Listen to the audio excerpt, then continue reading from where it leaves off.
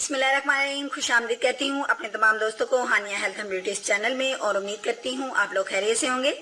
दोस्तों, आज मैं आप लोगों के साथ शेयर करने वाली हूँ कुछ इस तरह की रेमेडी कि जो आप घर में बैठे हुए इस तरह का एक स्क्रब तैयार कर लेंगी कि आपको बाजार से स्क्रब ये खरीदना नहीं पड़ेगा।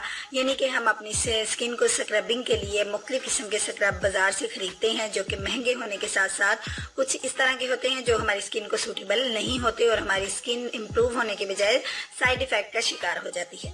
तो दोस्तों, आज मैं एक छोटा सा जबरदस्त किस्म का इस तरह का स्क्रब आपके लिए रेडी करूंगी, जिसको आप बना के एक जार में सेव कर सकते हैं और जब भी आपको जरूरत पड़े, बल्कि आप डेली उसकी स्क्रबिंग सिर्फ अगर आपने फेस पे करती हैं तो देखिएगा आपकी स्किन बहुत ज्यादा स्मूथ और फेयर हो जाएगी।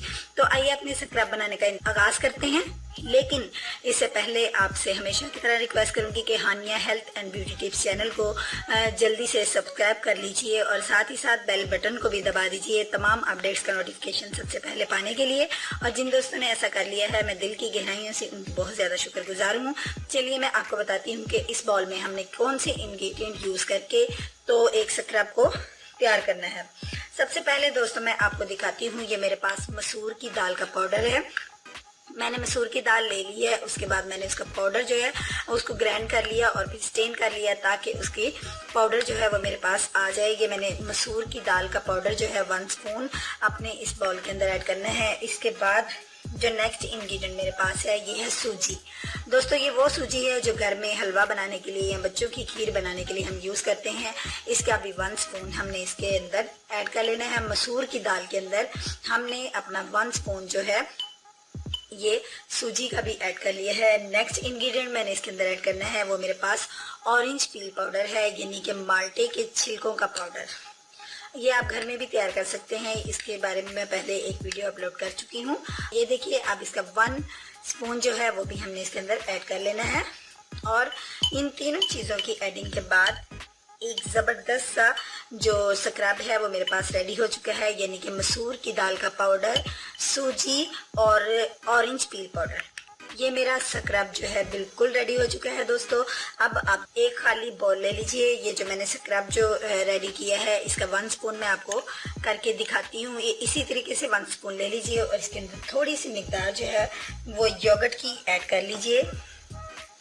योगर्ट जो है ये एक ज़बरदस्त किस्म का ऐसा इंग्रेडिएंट है जो आपकी स्किन को ग्लो करता है।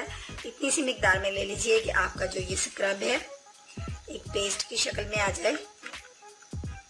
ये देखिए, या मेरे पास एक पेस्ट जो है रेडी हो चुका है। अब आपने इसको अपने पूरे स्किन के ऊपर लगाना है, लगा के आपने इसका मसाज करना है। लेकिन याद रखिए कि आपने अपनी स्किन को हाइड्रेट होने नहीं देना, यानी इसको सॉफ्ट फिंगर के साथ अपनी पूरी स्किन के ऊपर अप्लाई कीजिए और उसके बाद अपनी स्किन का मसाज कीजिए।